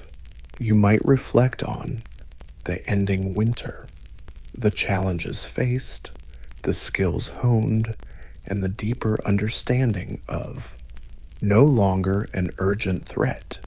The survival pressure eases up, bringing a cozy calm that soothes the constant winter paranoia. You're lying in bed, feeling that familiar comfort of the straw mattress that supported your body through countless freezing nights. The blankets still weigh nicely, though not as heavily as during the brutal January chill. Outside, the night birds have returned, their occasional calls marking another sign of the changing season in this quiet moment, caught between awake and asleep.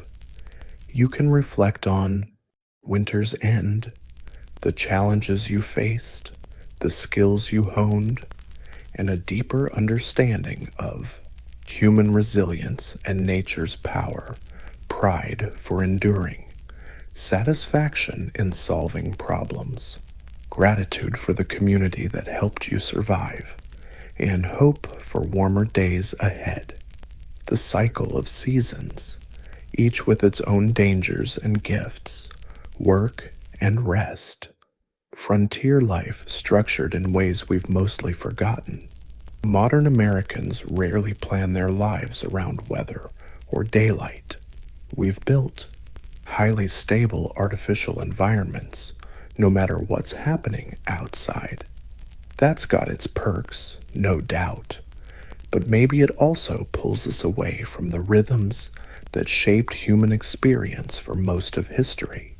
Lessons from the winter of 1886-87 still matter, not just as quirky history, but practical advice on bouncing back from things beyond our control.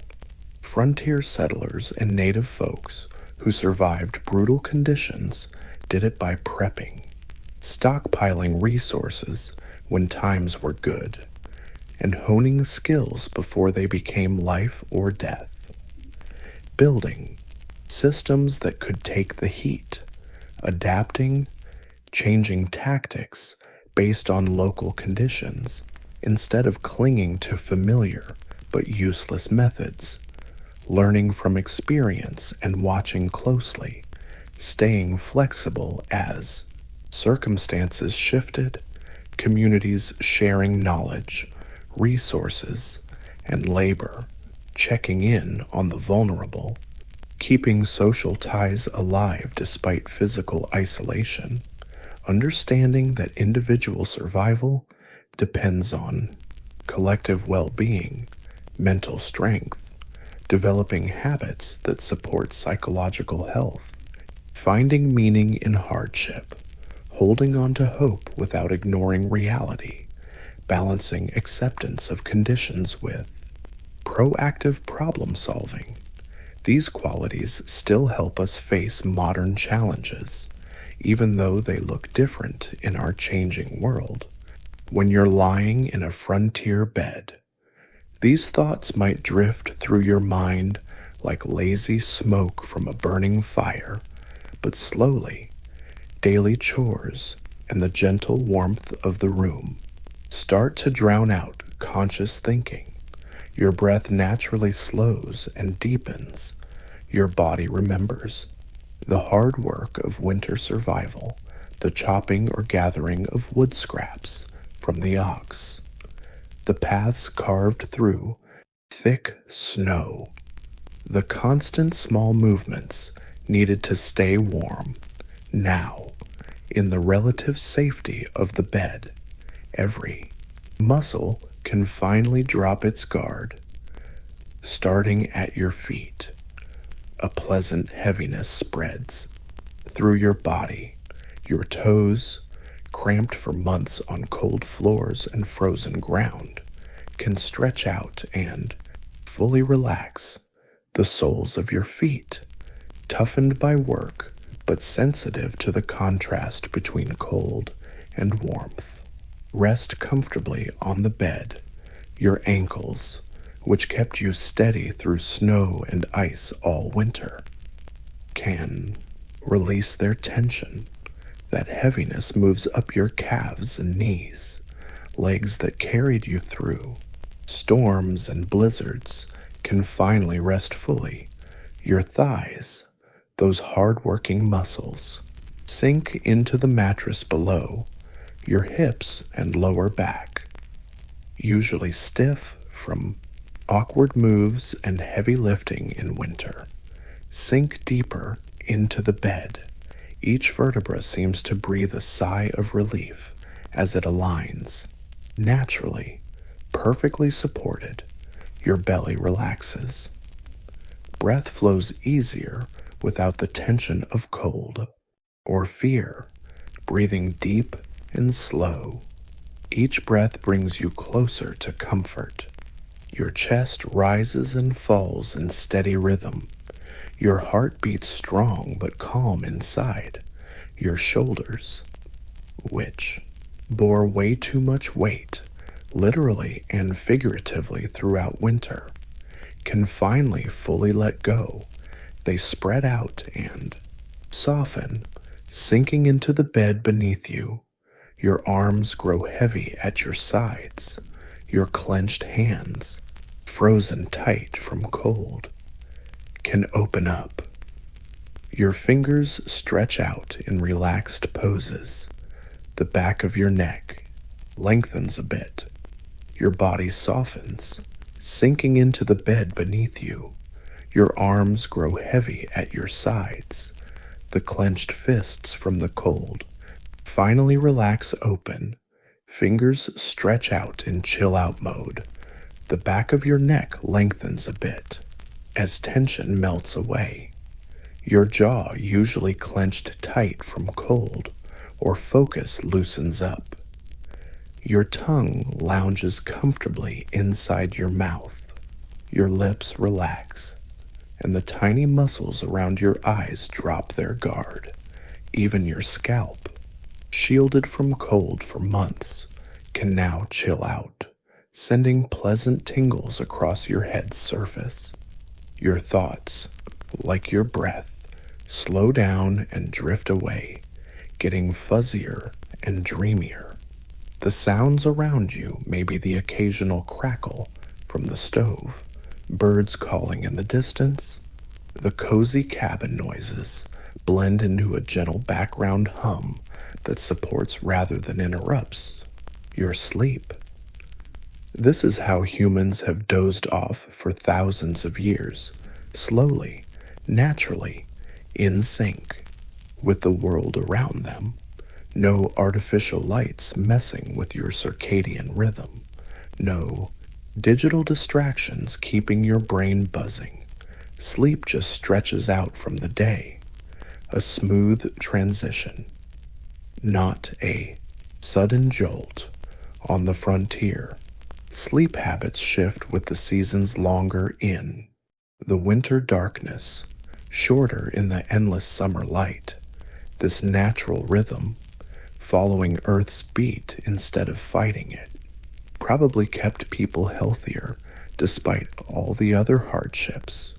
Your breath keeps its slow, steady pace.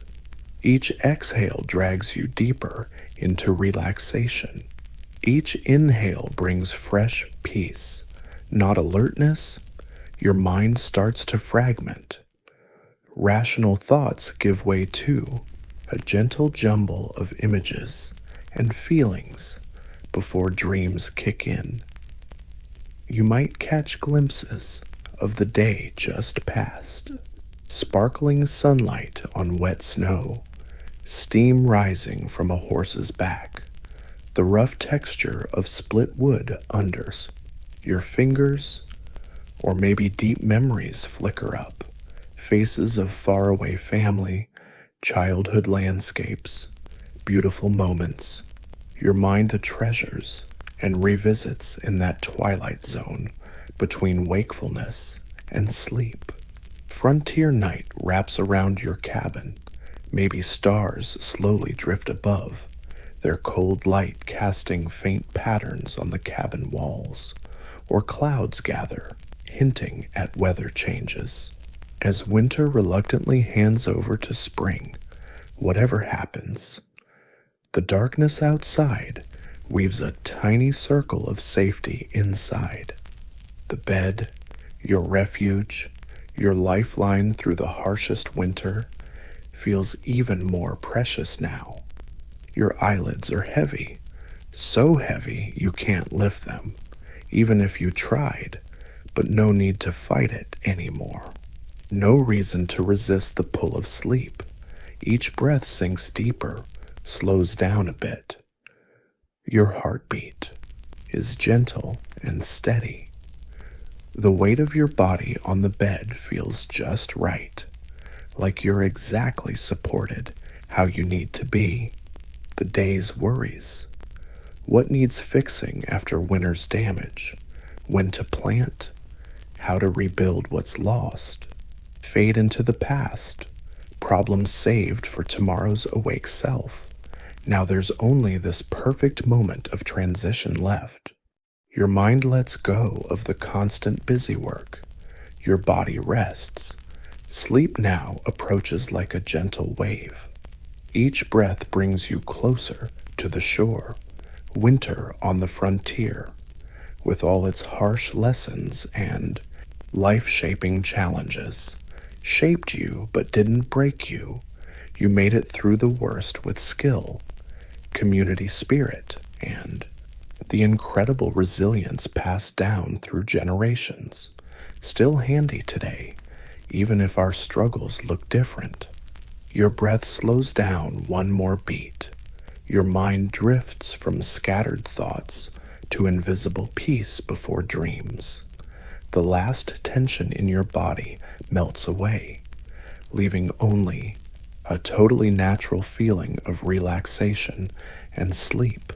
The great restorer, the daily practice of surrender and renewal we all share, no matter the time, place, or situation, finally takes hold, carrying you away from winter's frontier into the cosmic landscape of that natural feeling of total relaxation and sleep, the ultimate restorer, the daily practice of surrender and renewal shared by every human being, no matter the time, place, or circumstance, will eventually fully claim you, carrying you from winter's frontier into the cosmic landscape of dreams where past and present, hardship and ease, struggle and peace all dissolve into the deeper flow of human experience.